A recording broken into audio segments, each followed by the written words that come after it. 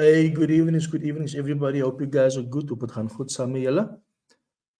I haven't been on the platform for a long time with my lives, but tonight we are live again. We're going to talk about the ongoing violence on the Cape Flats, the ongoing killing. And with me in the studio, I have Harun Ori from Paget. I've got Ian Cameron as well from Action SA. And if you guys have noticed, the last couple of weeks and days, a lot of people has died on the Cape Flats. Baie mense is dood op die Kaapse vlakte. Some of these, murders don't even make it to the news. Nobody speaks about it. Saturday, there was a hijacking in Westgate Mall. It happens on a regular basis. Also, and the other thing was we had a Action Society. Sorry. Also on the other side, we had people that was killed in a um, in a taxi. I think it was 3 people, and it's in the news. So what's really happening on the Cape Flats? Who is really to blame? Who's doing anything? Because you know what, we can complain as much and we can bring in awareness as much as we want, but until the day government don't put laws into place, this will be a lawless country. And I think we need to speak about this, especially on the Cape Flats. A lot of children has died, a lot of fathers has died, mothers has died over the last few months. A couple of days, 2 weeks ago, in Lotus River alone, there was in that weekend there was 5 people who were killed just in that area of Lotus River. That's without Hillview. That's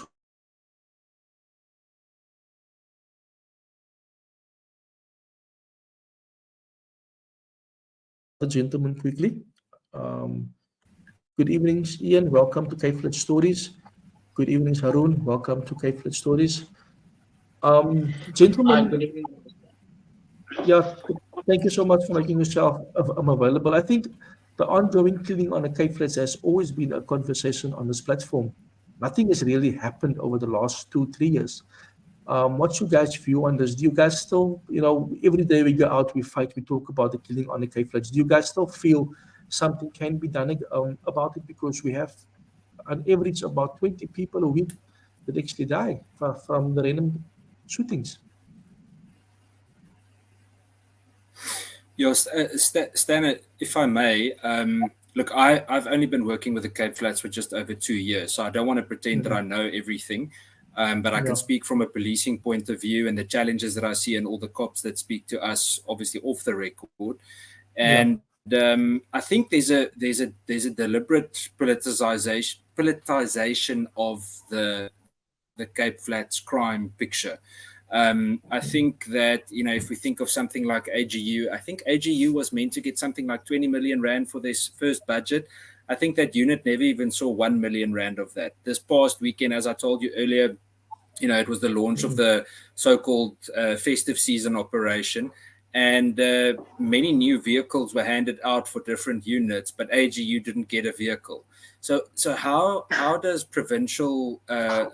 provincial office of the police justify that? How do they justify cops not having enough ammunition, not having enough detectives, trained detectives? How do we make sure that the list goes on? We can talk about it later. The point I'm just trying to make is that I don't think it really is a priority. We see the minister and provincial management, and even sometimes from provincial government, all these visits and camera sessions. And I say it with respect because I know there are people in different offices that do want to make an impact, but I just don't see the action happening that they promise. It feels like it's empty promise upon empty promise. And this afternoon, again, 6-year-old little boy died from being shot in Hanover Park. Mhm. That is the sad thing. And I mean, it was the 6-year-old boy today. Last week, it was a 5-year-old. It's an ongoing killing spree on the Cape Flats. Brother Harun, things on the Cape Flats hasn't really improved over the last few years. What is your take on this? Yeah, good evening, Brother Stan, and to Mr. Cameron over there, and to your listeners. Um, Firstly, we begin in the name of the Almighty. Brother Stan, I think if we look at the stats from April to June this year alone, in this country, we probably had something like 6,228 murders in this country. which gives us a total of about 69 to 70 per day. Now, if any country or any government feels that that's normal, then there's something wrong with the system. And we're saying that one murder, one innocent child that gets killed, that is one too much already. And we've seen this number escalating from last year to this year by over 1,000 murders. And it's completely unacceptable. And we're probably going to have this discussion for weeks to come. The reality is, the reality is our people are dying on the streets. Our people are suffering due to a lack of a system that is not working in this country. A system that has fallen, virtually every infrastructure of the system is not working anymore. And that's a sad reality. It doesn't matter who manages the system.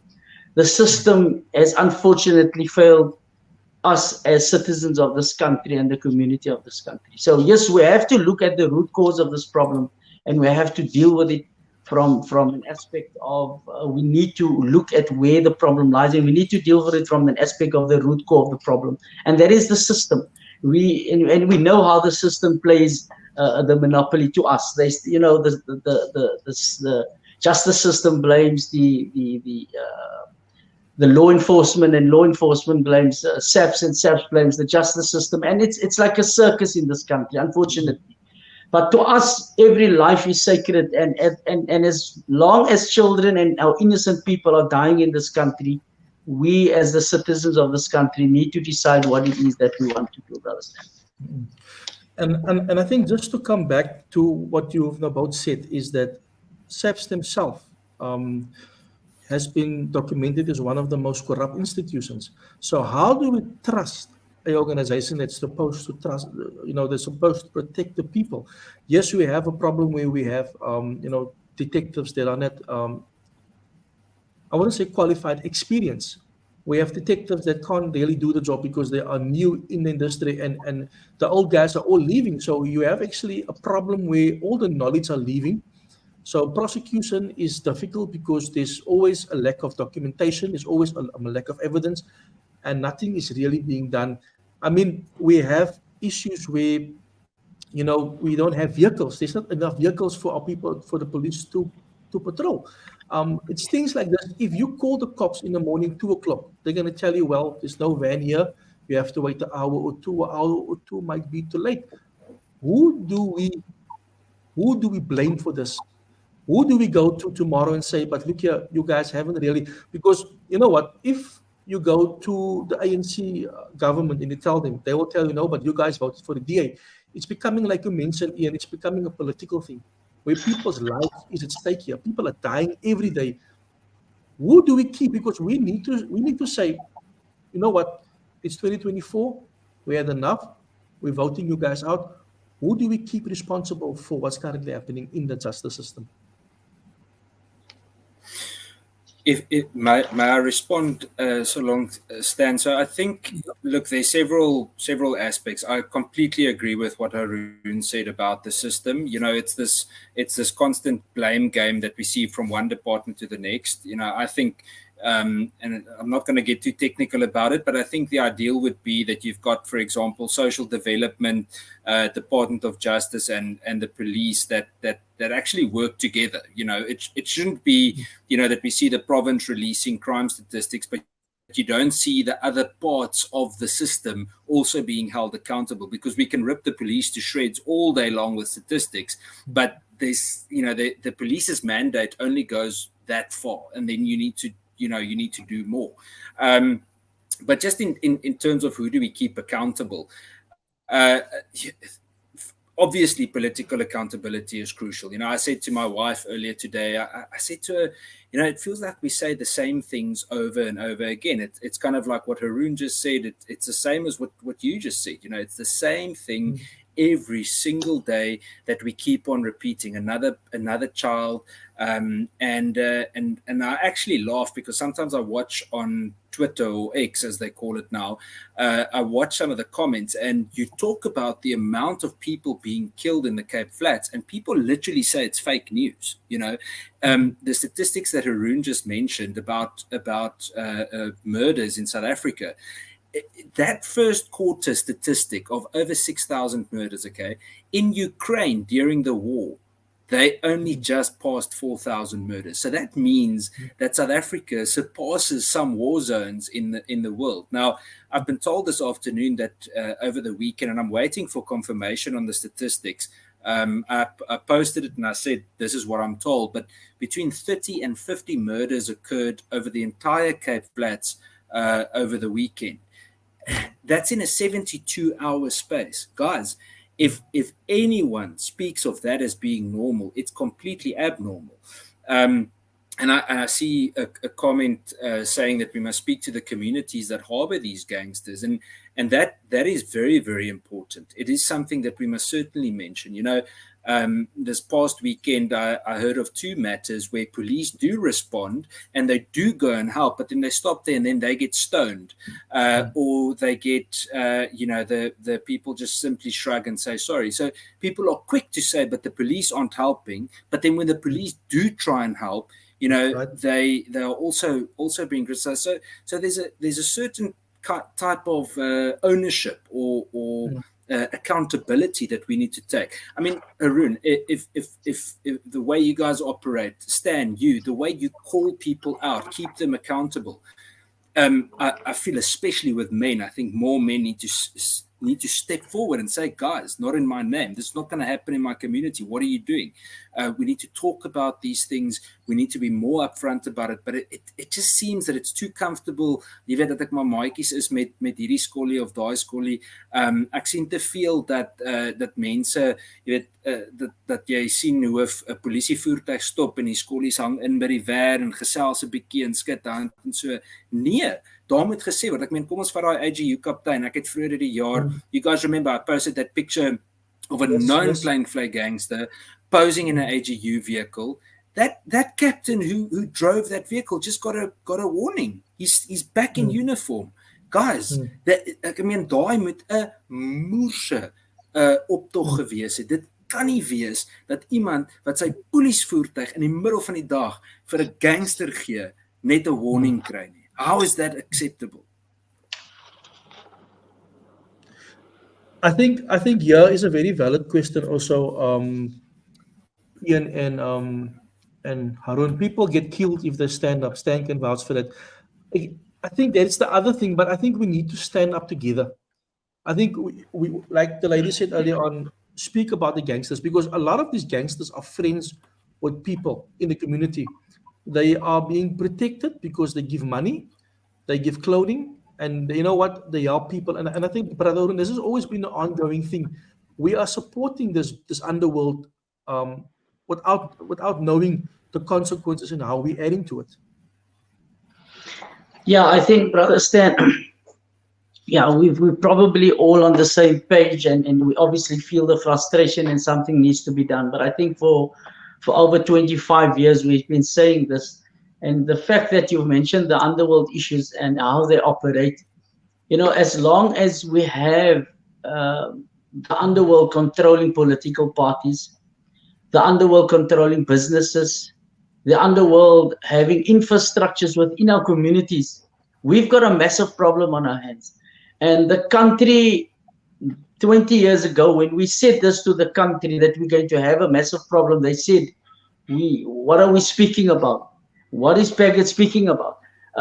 Today we find those infrastructures where we find drug dealers and gangsters feeding our communities, our business people, money laundering. They are, you know, their hands are all dirty. And this is the massive problem that you sit with. So people say, but you know, where do we come on with these things? What are your proofs? What is the evidence you put forth? We've had numerous business people coming to us being threatened by the underworld and gangsters.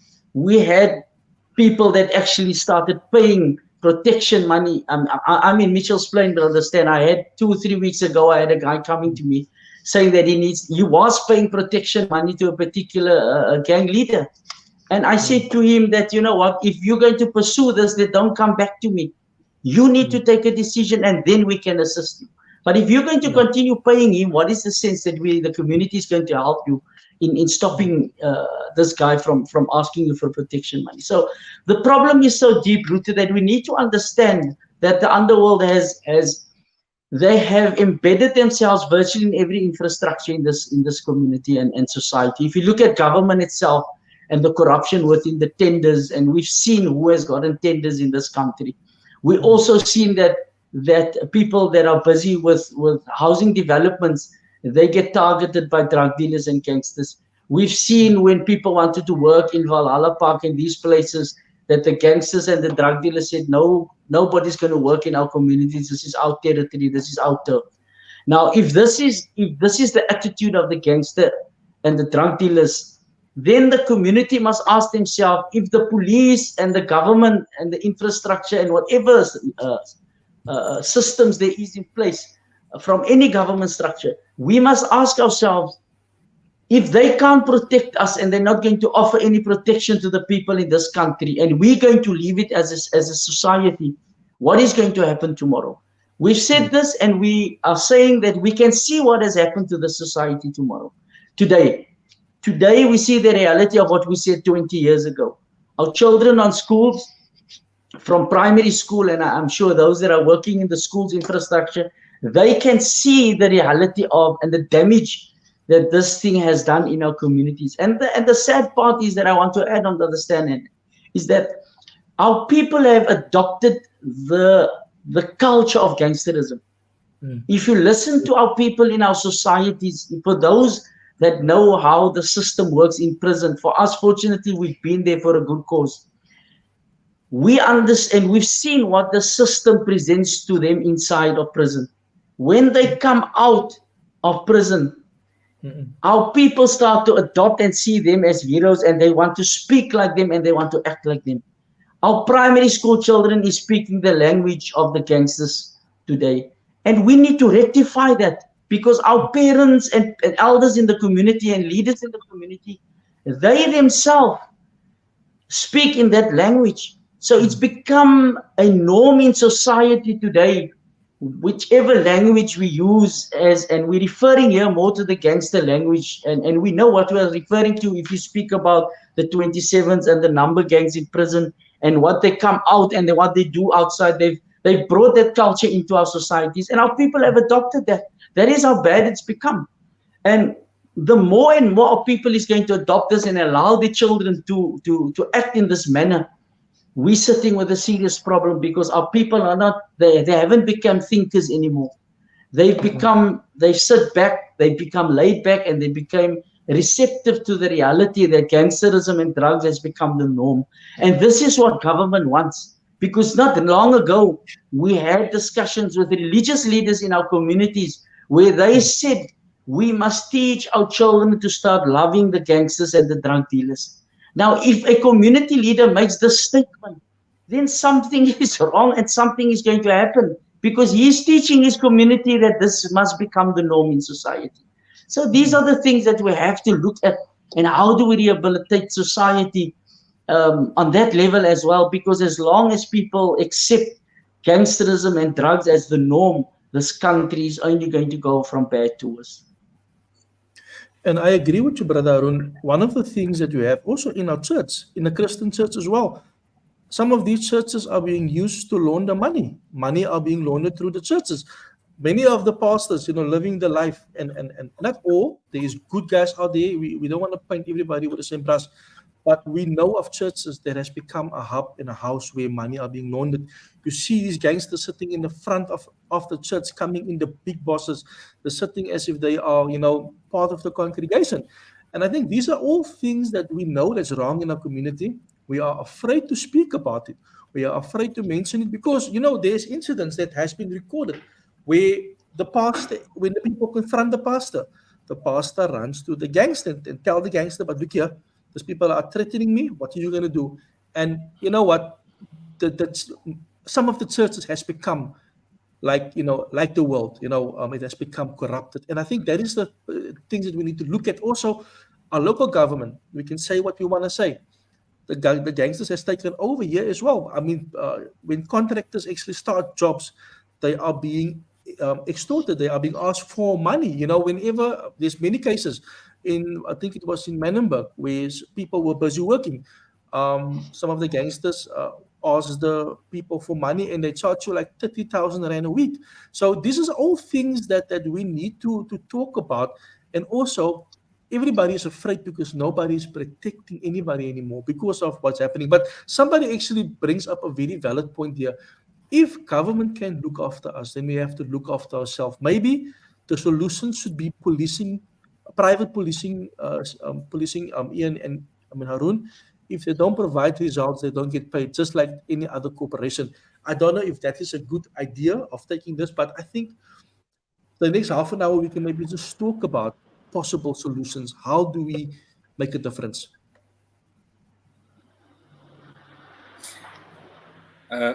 Arun, can I jump in a bit? Yes, sure. So Stan, I think it's important that first of all, I think, and I think the three of us have a responsibility tonight to tell people that there is hope, because I honestly believe that there's always hope, and where there is light, darkness cannot flourish. So that's the first point, and we must do everything we can to always look for that light.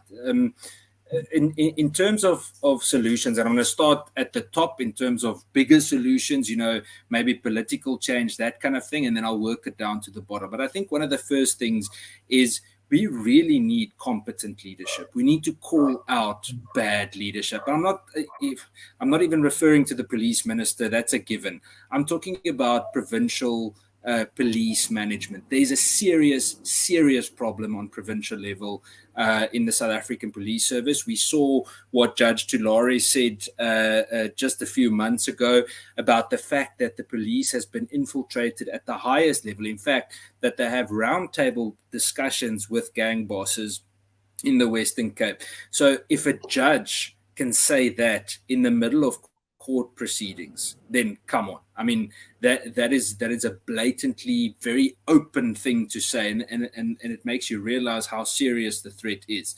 I think the second part is, and I'm going to come back to the technical parts of the police now, but the second thing that's important to me is, yes, people will and do get threatened. People often ask me, but why do you keep speaking out about things? And they always talk about this threat issue. And I say, one, you should never be naive. We understand that. But two, if everyone speaks out, they can't kill everyone. They can't intimidate everyone. And as soon as you start pulling people together, it's almost like a snow plow. I don't know if I've never seen a snow plow in real life, but when I've seen it in movies, how it works when it pushes snow to the side, the bigger that line of that plow pushing the snow to the side, the lower the risk of it facing something, because its drag just gets bigger and bigger and bigger. In terms of technical things that need to change in terms of the police, I think in a Western Cape perspective, we honestly need to look at the devolution issue. And I'm not talking about silly political fights. I'm talking about making sure that, for example, through the province and the Metro Police, even some law enforcement, that they've got investigative capacity, that they can take a docket to a court. There's so many ways to do this, so many ways to skin a cat. So we can do that. There's no reason for it not to happen. We need to keep pressuring the national government to get that done. After that, we obviously need more detectives and resources on ground level. But from a community point of view, I think it's crucial that people must get involved. People, whether it's a silly patrol that might feel silly to you, it's the difference between someone getting killed or not. And I don't say this lightly. People can say to me, Ian, you don't understand the Cape Flats. You've only worked with this for 2 years. Fair point. But you know what I learned from the Cape Flats that I've told other people? So I worked with the whole farm attack issue for about 12 years before this, okay? And something that I learned in the Cape Flats that I've never seen anywhere else was one day in Lentegeur, whilst they were in an area when there was a major shooting issue. And the one morning I was walking with some of the ladies that were patrolling there, and I saw a few ladies busy washing their sidewalks. And I said to the one lady, the 7 Muslim ladies standing outside washing the sidewalk with hot water and a broom and soap. And I said to her, what are they doing? Why would you wash your sidewalk? She says, Ian, you're missing the point. You see, it started with 2 ladies, it became 3, 4, 5, 6, 7, and eventually entire street. In the mornings when the gangs used to shoot there, these ladies would start washing their sidewalks, and eventually it became a clean street, a clean block, and so they pushed the violence away. And it's a simple example, but I share that now all over the country with people to say this is a basic way of just getting involved, taking ownership of what happens in front of your house. And I guarantee you we can turn the tide. Now I'll shut up. Sorry, Arun. No, not a problem. I don't know, over to you. Yeah, no, sure. I think, a lot of points that Jan has made is probably valid. But we also need to look at the reality of many things. And one for us is accountability. We need to keep the state accountability on all its levels, local government, national government, and the upcoming political parties. We must keep them accountable because we have seen too many political parties supporting evil in this country. And once that starts happening, even before elections, we've got a massive problem on our hands. And I'm going to say this, if we look at the Patriotic Alliance, if you look at the methodology alone, when they come to the streets, they start speaking like gangsters. They start acting like gangsters. The language they use, this is what it is. And I'm not here to condemn any particular political party. I'm saying all of them must take responsibility for the mess that we are in. That is the one thing. Secondly is, Ian is 100% correct. Society has to start taking responsibility for what is happening out there. We need to work as a unit. We need to unify ourselves. And you and I must, Brother Stanley, and we've said this on many programs before, and we've called the people out for unity. And there are times, and I think, if I'm not mistaken, we've seen when the community of Tafelsig wanted to have a simple motorcade one evening, we have seen the amount of police vehicles and water cannons being dispersed for a community that wants to stand up for something that is right. And we're going to remind this community that it was this particular government and all its leadership that when Paget was active in the 1999 and 2000, and we brought the crime stats to its knees, we brought the gangsters and drug dealers to its knees. And we say this without any fear or favor. The government decided to put its full weight and might behind Paget and to arrest Paget members and prosecute them, not because they were guilty, but because it was a political decision and a political instruction to crucify and try to crucify Paget and send them to prison for life. We're saying we are still here. We will take this fight up, and we have taken this fight up again. We're not going to stop. We're not going to surrender to any drug dealer or anyone that think they can put us under pressure. So we are saying to our communities that it is time that we rise up, as we have risen up in the 1999-2000. We've rose to a height that gangsters and drug leaders fill at this country. The statistics has proven it, and the articles are still there in the archives. It's not something we are thumb sucking out of our thumb. No political party or no organization has ever brought gangsters and drug dealers to their knees as what Paget has done. And we're not riding or we're not beating our own drums here. This is the reality, brother Stan. The gangster and the drug dealer doesn't fear any law enforcement in this country. They don't fear the surveillance cameras that are there. They don't fear anything of the infrastructure of this country. They will walk into a hospital and a school and they will murder you without any worry that they will be arrested tomorrow. This is the sad reality out there. So we are saying that we as the people in this country and the global community out there, we have the ability to address this problem on every level. And if needs be, we must put infrastructure in place. Then we will have to do that. And if needs be, we must fund this infrastructures. Then we are calling on the true and the honest business people out there that are not corrupted in any way to support these infrastructures so that our people can start living in a society. Because the moment our business people is going to support drug dealers and gangsters, then they must also take responsibility of the innocent killings on the street. So yes, we are asking and we are once again calling for unity in our communities, based on divine principles that they must come. No, we must do things without any fear or favor. Be it against my own family member or brother or sister that is involved in the drug trade or gangsterism. We must be able to say, you know what, I'm not interested in them. And this is what we are asking our people. As hard as it is, and I think we had a very deep talk about this, Brother Stan, that our mothers and our fathers out there, they have been protecting their children for too long when committing crime. It's time that they must tell themselves that your children's crime is affecting the next child.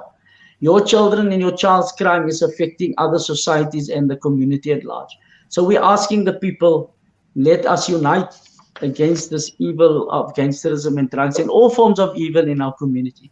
And it is not a dream, like Ian Cameron has said, that there is always hope in a community as long as people like us are having the conversation like this. For as long as we can talk about and we are able to speak up, we must be able to take action with what we are saying. So we are calling on our communities, because this that is happening is it's an indictment on our communities and societies, that we must look at murders. I think Ian said in the last 2 days, over 50 people was killed. It hasn't been seen in any part of the world, the statistics that we are seeing today in our country. And we have the power and the might to put an end to it, not a political party. And I'm not saying this because we favor any political. There's no political party that's going to bring salvation to this country, because every political party that there is currently now has the ability and the infrastructure to combat and fight crime, but yet they will still use their resources and their finances rather to start chasing people in vehicles and start using that infrastructure in other avenues other than trying to alleviate and combat crime. Yes, they are doing their bit, but I think, and we feel, it's not enough. More can be done with the infrastructure that all political parties have in this country. Brother Arun, and I agree with you, more can be done. If you talk about Cape Town is the city of cocaine. Cocaine is one of the biggest trades here, and I always hear the people that like law enforcement officers and SEPs, they always catch the guys with 3 packets of tuck or 3 packets of cocaine, but they never get to the manufacturer. They never get to the big dealers. I think that is the problem that you have here. You always see them taking guns from people. I said the other day, who is busy supplying these gangsters with bullets? Ian, bullets is not cheap. Bullets is very expensive. For 59mm bullets will cost you about between 300 and 350. Where do gangsters get this money for bullets? That is the one thing that is bothering me. Also, you can manufacture your own bullets as well, but where do they get the equipment? There's so many questions, so many things. We take the guns from these people. There's like 3 guns a week, but we don't get to the person or the people that is actually selling these guns to the guys. And if we catch them like Prinsloo, they only get 3 years prison sentence, and then they come out and everything is over. My question is, the next question is, how do we get our government to invest in proper intelligence? Because in order for us to catch these criminals, we obviously need people with experience. Most of the people that is currently on the street and it's not working, it's qualified detectives with 20 years experience. It's qualified people that has been in the trade for many years, but these guys are unemployed, while the new guys are currently, investigating cases they know nothing about. So I think, we need to get. Yes, we need to clean up the Cape Flats, but we're going to need all the sectors, all the stakeholders to be part of this. And at the moment, it looks like we're losing, a battle. We're losing the whole battle here, because at the end of the day, this one is blaming that one, the other one is blaming the other one, and it always gets to a point where, like you say, 35 people died over the weekend. It shouldn't be like that. Maybe amongst the 35 people, there's a breadwinner, somebody that was working for his family or for her family. That person isn't there anymore. That person is dead. So who's going to look after that family? So we're continuing a cycle of not putting criminals behind bars, but promoting criminals. Harun, you said earlier on, one thing you said further earlier on was that they are giving contracts to known gangsters. If you look at the week before last, a guy was shot. That story is quiet now. We have guys from Israel, and they are hiding here, operating in the underworld, keeping our people hostage. There's people in Cape Town and in Joburg as well. people come from overseas because this is a heaven for criminals. What is that still happening in the underworld? Because my question is, I would actually like Paga to come back, because Paga did something many years ago that nobody got right. And the problem is this: we can't depend anymore on SAPS or law enforcement. They are actually disappointing us. So what? Yes, we need to give people hope, but what is how do we say, the three of us, let's get together and start something and fight crime? Sure. Now you're putting me on the spot to give the single one solution. Yeah. No, first of all, just from a police point of view, we have the knowledge in South Africa, I've got no doubt. There are basic things that we can do in the police. Something like crime intelligence, actually resourcing it properly and having ethical leadership will change it. But we don't have ethical leadership. Crime intelligence hasn't functioned properly for the past longer than 2 years, but especially the last 2 years. There's been a massive national standstill. I mean, they spent 100 million rand on new vehicles, and the vehicles have been standing in a garage for the past 24 months. Imagine what we could have done with that money in the Cape Flats. If you look at AGU, I want to mention that again. How many times have they asked for new vehicles and more vehicles that they can do more? They need more AGU detectives. But if you go look, when they were funded, they only saw probably just under 1 million rand of the 20 million rand budget that they had. So why didn't they get what they needed? If you speak to the cops that actually do the good work, they will tell you, if you do the right thing, you either get transferred, intimidated, or demoted. When you do the wrong thing, you get promoted. I mean, go and look in the Overberg district at the moment. So the South African Police Service last year promoted a brigadier from the Free State that's only been in the police for 11 years, 12 years, more or less. And she became the district commander in the Overberg. Okay, she's got no uniform experience. She's got no formal police training. She came straight in as a communication individual, or I don't know, let's say communication officer in the police. She started as a brigadier, and now suddenly she's the district commander of the Overberg district. Why do I mention the Overberg? Well, half the abalone in the country is poached there, and you know how that is involved and intertwined in the whole drug trade in the country. So, it just seems that there's this kind of elite policing management level that even if the good guys on the ground want to do something, it's very difficult to. Point I'm trying to make is that, and I don't have the perfect answer, Stan and Arun, but I know that we need to continue being vocal. If there's a court case, we need to be at that case as communities as well. That's right. Too many a time people tell me, "Maar ek moet gaan werk." Ek moet ook gaan werk. Ons almal moet gaan werk. It's almost like a lifestyle change we have to make. And whether it is going door to door or going court to court, regardless, you have to have that involvement. Okay. Brother Arun, I don't know if you got the question that I asked earlier on, but it's I actually spoke about the illegal things happening, the bullets that's being sold to the gangsters. I said that it cost you for 50 bullets 350 rand for 9mm bullets. Now we know the guys on the Cape Flats don't work. So who's supplying them with those bullets, and where is the bullets coming from? That is the one thing. How do we stand together, the three of us or the group of us, and say, but enough is enough? Because we can have these conversations every week, but when do we really draw the line and say it's time for us to stand up?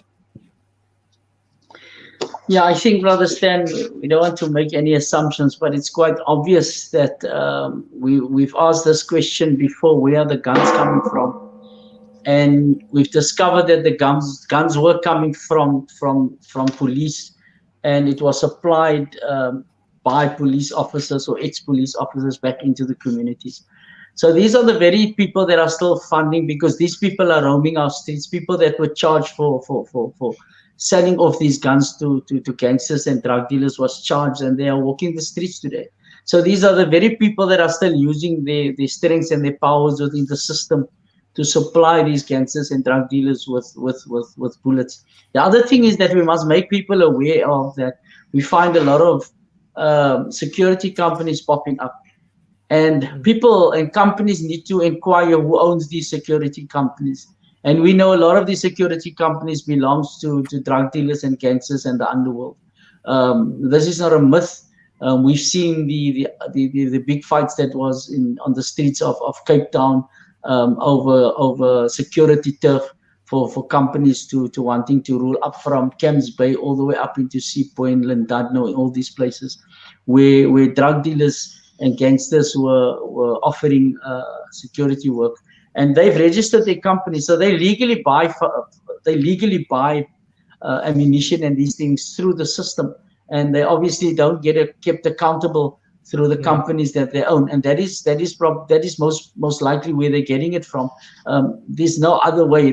They're obviously manufacturing their own bullets as well, because the moment you own a firearm, you're allowed X amount of gunpowder in your possession, and you're allowed to manufacture your own bullets. So these things are happening in our communities. The questions we need to ask ourselves, the R5s and the AK-47s that are used in our communities, where are they getting bullets for these things? Who's supplying them? Because it's only government that has access to this. It is only government facilities that can supply you with bullets for an R5 rifle or R1 rifle. You can't manufacture it at home. You're not going to be able to buy anything to manufacture a R5 bullet. And this is the reality. And unfortunately, our people don't want to see that the system is obviously the problem. And I'm just reading your messages, Brother Stan, and we're asking what can we do collectively to address these problems. And somebody commented that we need to look at going back to we've had school programs, and we're still having school programs. We are trying to get back into the schools. We've had success rates at particular schools, and I want to make mention of this, and maybe you can look into the history of this particular program and project that we had at Trafalgar High at one particular year. We could manage, and we have managed to get rid of people that were trying to push drugs into the school. The school itself gave consent to it. The principal was involved. The teachers were happy. The parents were happy. The governing body gave consent to it. But today we find when we go to schools, and I think this is only one aspect and one avenue that we need to relook at, is our schools.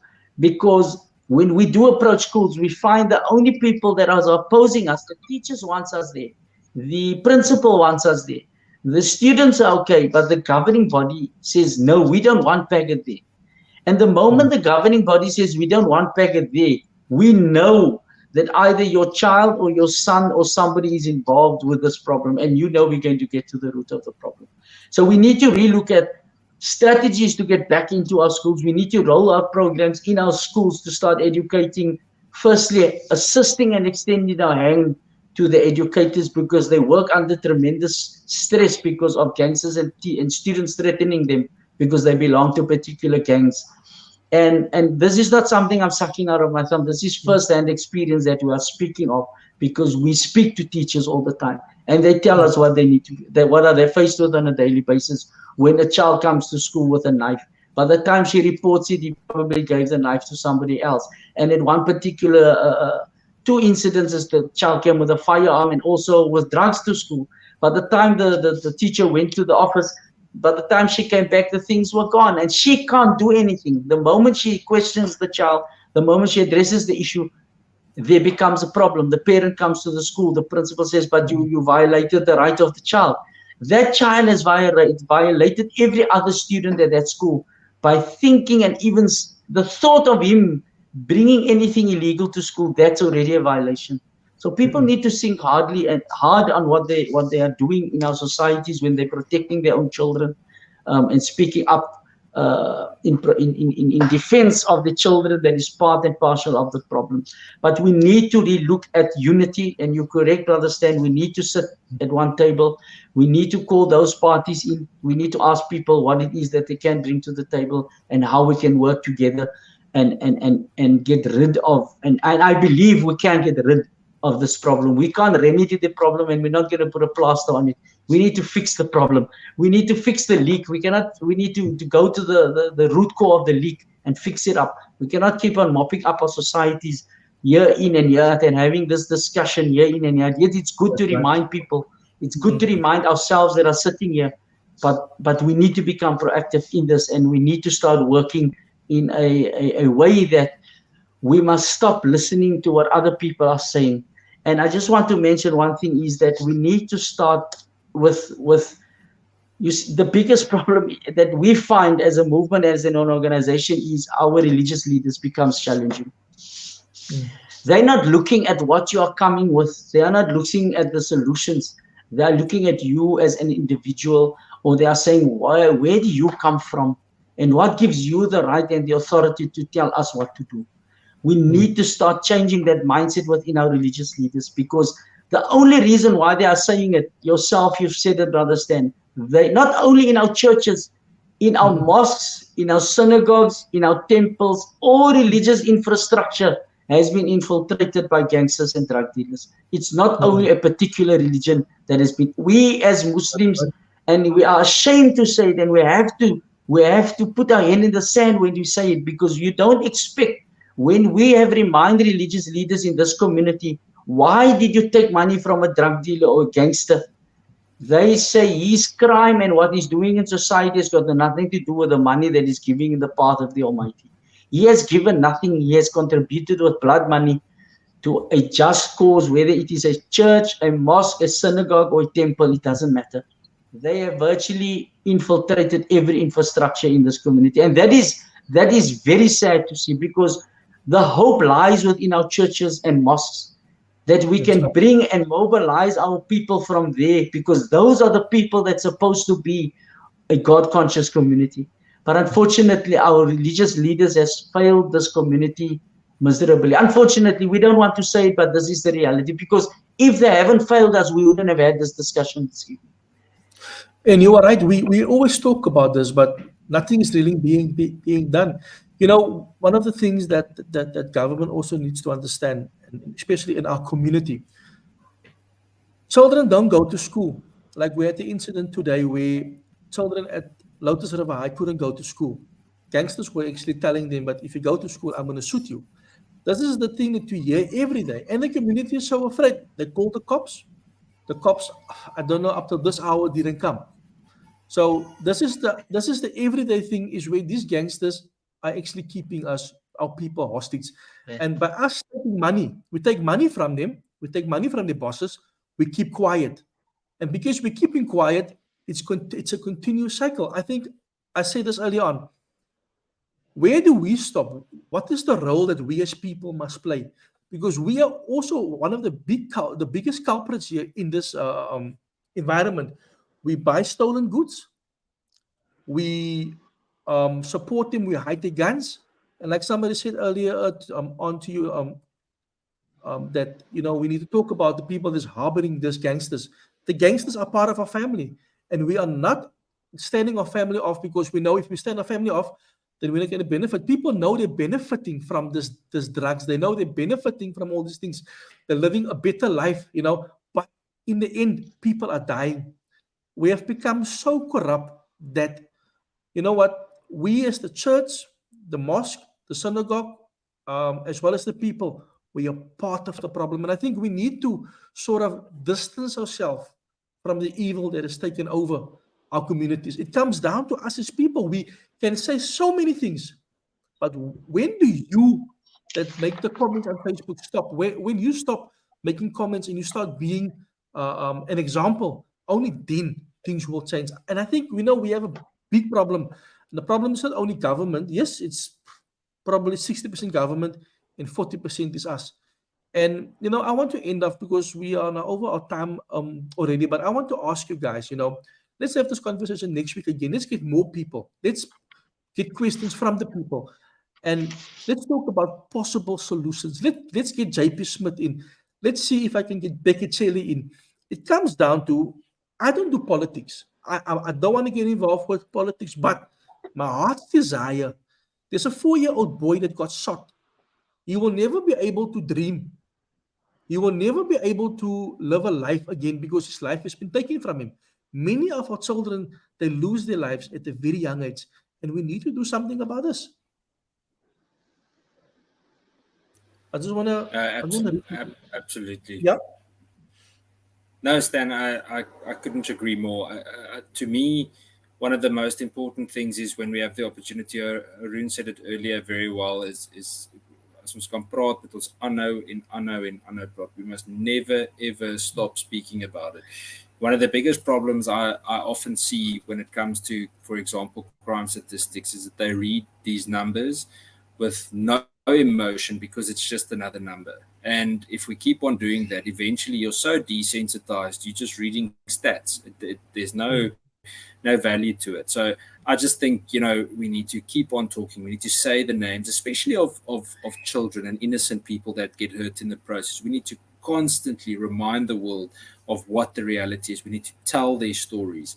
And somewhere, something's got to give, and we must just simply not stop.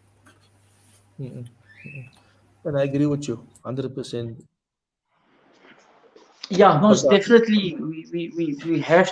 We have to remain conscious of the problem. We have to remain focused, and we have to continue striving to better ourselves and society out there. But we have to tell our communities that it starts with us.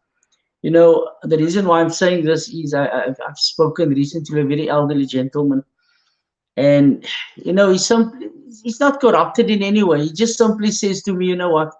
I'm not ready to change my life because I still buy a little bit of things through the back door and these type of things. Now, the moment we have adults thinking like this, we've got a serious problem in society.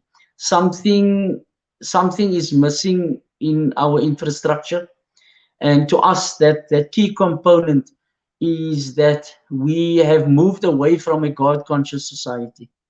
It doesn't matter where we come from in our religious space. Virtually in every home, there is religion. And the moment our kids and our adults start moving away from that point, we're going to see what we see is happening in our societies today. And we want to remind our people that nothing is going to change if you yourself is not going to change. Your communities, your home, your society is not going to change if you still want to greet the neighbor that is selling drugs and that is a gangster and a drug dealer. Nothing is going to change if you think that the drug dealer or gangster comes to the mosque or the church, he's okay to befriend and start greeting him and hugging him. Because the moment he turns his back on you, he starts killing our children. He starts raping our children. They prostitute our children. They break into our homes and they kill and hurt our mothers and fathers that are elderly. So the moment we are not going to start unfriending these people, we've got a big problem. We have to take a decision. Even if it is my own father or mother or my own sister, I must be able to tell them, if you are dealing in drugs or you are a gangster, I want nothing to do with you. Don't come to my home. Don't come to my family. Don't come to our functions. Don't come to our mosque and our churches and corrupt our children. Because the moment these things are entertained in our communities, our children is going to think that it's going to be okay to speak to them, and our children is going to start thinking it is okay to be part of them. And we've seen the damaging effect that it had over the years in the Coon carnivals, in these type of things, because these were run by drug dealers and gangsters. And today we find that they were funded by the government to have these type of Coon carnivals and these things. So these are the things that we are asking our people to look at, and don't think that it is okay, because like you have said, and Ian has also said this, that just the thought that a 4-year-old child was shot or killed because there is no law in this country and people can commit crime as they want to. If that doesn't shake your heart and it doesn't move you and it doesn't bring tears and it doesn't raise the hair on your arms and your body, then something is wrong with you as a human being. We're not saying as a believer or a Muslim or a Christian or a Hindu or whatever it is. We are saying as a human being, If this doesn't affect your heart, my brothers and sisters in society and humanity, then something is wrong with you. Because a 4-year-old doesn't deserve to die in that manner. Yes, we know and we believe life and death is in the hands of the Almighty. No doubt about it. But the reality is, did that child deserve, like you have said, Brother Stan, that child didn't even have a thought of a dream of what he wants to be one day. And that is the sad reality, that that right has been taken away from that child. Not only that child, but every child that dies through oppression in this country. And we have to say it's a form of oppression in this country. That's right. And for every child that dies through the hands of oppression, and you and I or anybody in this community, and God forbid that it is one of us one of the days, that is part and parcel of this problem, we will be kept accountable one day for this crime that is happening in this country. And it's going to haunt us, and we're going to have sleepless nights if we're not going to do anything about it. Arun and Ian, thank you so much for joining me. The hour went very quick. I want to ask you guys, let's do this again. Let's get more on the panel. There's a lot of things we need to talk about. This was just for us to get together tonight and to get the conversation started. But I would like to see you guys again in the studio if possible next week. Let me know if it is possible. But thank you so much for your time. Anything else you guys want to say? I see somebody ask here, how can we join Action Society? Any advice for them, Ian? See, it's Andre. I know Andre. Okay, I'm looking for Andre. Andre, yeah. So, but to us, we don't really have a branch structure, Stan. So we've got a team of detectives and prosecutors that follow up and cover these cases, do the oversight on it. But Andre, ons kan weer praat en dan kyk ons wat ons kan doen. Okay. Ian, yeah, thanks. Yeah. Thanks, Brother Stan. Thanks to yourself and Ian for giving us an ear, and we hope that from our side we can meet and see how we can join forces to see what we can do to better society out there. And I think we must make it a point, Brother Stan, that when you say ons gaan kyk volgende week en maandag, ons moet die mense sê ons is weer op volgende week en maandag, so that we can have this thing going continuously and people can wait for it and be prepared for it. I might just be overstepping my boundaries here, forgive me for that, but I think we need to just so people, people wait in anticipation, and they wait because they need help, they need hope, they need assistance, and because of that, we are there to assist. For those people that want to contact us, they can check on our Facebook page, and our numbers are available for them to contact us. And we want to just say once again, thanks to you, Brother Stan, to Ian Cameron, and to the community out there for always having faith in Paget, for trusting us. And we hope and we pray that the Almighty brings relief to our communities and our societies. And God bless you, Brother Stan, and our communities. Thank you so much, Brother. We'll chat soon, but we make a date for next week and Monday, 8 o'clock. Let's take this topic a bit further. Let's go a bit deeper and have more people on board. Please, people are welcome to send their questions. We're not here to fight each other, but we're here to look at possible solutions.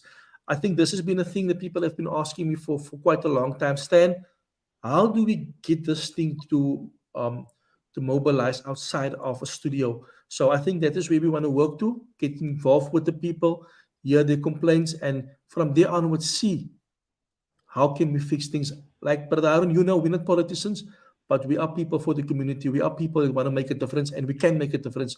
I believe so if we join forces. Thank you so much. And I'll chat to you next week. Okay. No? Thank you very much. Bye-bye. Thanks. Ladies and gentlemen, we will be back next week in Monday night. You guys are welcome to make a note. Please join us. I'm going to get more people on board. The one thing that I want to ask you is, I will get all the politicians, anybody you want on, I'll get them on here. We need to be constructive. I have said this before. We always fight one another. We always call people names. If we're going to do this, we're going to have to do it right. I've been quiet because I don't do just podcasts. I like to be involved. I like to go stand in front of a court. I like to go stand in front of a fake prophet, myself and Andre, or wherever. I like to be there. Ek wil nie nog gesig wees. That is me. I go with some of these structures. I go out into the community. I work with them. because I'm a man of my word, and your word, with your word wees, and I must do my things. But I believe there's a way when you do things, and there's a way how you do things. If we want things to be successful, if we want things to work out right for us, we need to address each other with respect. Because only when somebody's rude to me, I'm not gonna take them serious. I'm gonna whatever, But the bigger goal is here is to make a difference. And I want you guys to also nominate people that you know of in a community, wat die bangbroeke is, wat die omgekoop is deur die gangsters, to join us. Let's start the panel. There's already a couple of the detectives, people that has been on here. Let's have the conversations Monday nights and have everybody on. I don't want to talk about politics. I want to talk about the crime on the Cape Flats. That is my heart's desire. That is where I want to make a difference on the Cape Flats. This is where I want to be. When I die, you must at least say, I don't know it, but at least he tried, because some things we won't be able to fix immediately, but we can bring in awareness. And I need you guys to stand with me. We have the platform, we have the connections, we have the people, we have the resources. We just need to work together and see how can we take hands. A 4-year-old boy was killed today. A 4-year-old boy was killed today. Somebody's baby was killed. That child didn't even go to school yet. That child hasn't even, be out there to live life. His life has been taken from him, stolen from him. And, we have to say something about it. There's thousands of children. There's a museum that I work with, the YMCA Museum in Strandfontein. There's a room of children in a room for the children that is died over the years. Children from Levendale, Manenberg, Steenberg, Kevda, Parkwood, Ottery, everywhere. They mure so klein. They can't put all the children on that wall because they want to, keep the memories alive. If we're going to allow this, we're going to need a warehouse. We already need a warehouse. For every person that we lost on the Cape Flats, we're going to have to put a picture on there. And it comes to a point where we need to stop. And I'm not afraid to say this, I've just been quiet, but many of these politicians are in the gangsters' pockets. Many of them are part of the gangs, and we need to be honest. We do know who's part of the gangs, and yes, your life is in danger. But at the end of the day, you know what? I will die here. But at least, I want to say with the day when I'm not here, as ek daar 'n boel kom of 'n onderkom, at least ek het getry om ons mense te help, because it's really something that kills me to see how we're still being oppressed, how we're still being marginalized, and how nobody cares about the Cape Flats. Die bore gaan nou opgaan, and I'm being honest here, die bore gaan nou opgaan vir election tyd. Keep the EFF and the ANC out, right? Die bord gaan op, die DA. When you ask them, now what about crime? They're going to tell you it's a national thing. That's the things we need to talk about. And you can't tell me to keep the ANC out, but yet when I ask you for help to build schools, to fight crime, then you tell me no, but that's a national thing. But election time, you ask me to vote for you. You need to be clear. You need to be honest and tell us, you know what? If you vote for me, I can only do so much. I need to win nationally, So we need to talk about all these things because a lot of lies are being spun and ons kinders gaan dood. 'n 4-jaar-oud kind is dood. Last week a 5-year-old child died. The week before that a 13-year-old child died. Every week gaan a teenager dood. Where does it stop? When does it stop, So I want to leave this with you guys. Be here next week on Monday again from 8 o'clock. I will get more people on. Let's talk about the crimes. Let's get CPF on. Let's get law enforcement officers on. Let's dig deep into this. And let's not leave any stone unturned. Like Aaron said, we only bow before God. We only fear God. And the same with me as well. We need to fear God and say, but you know what?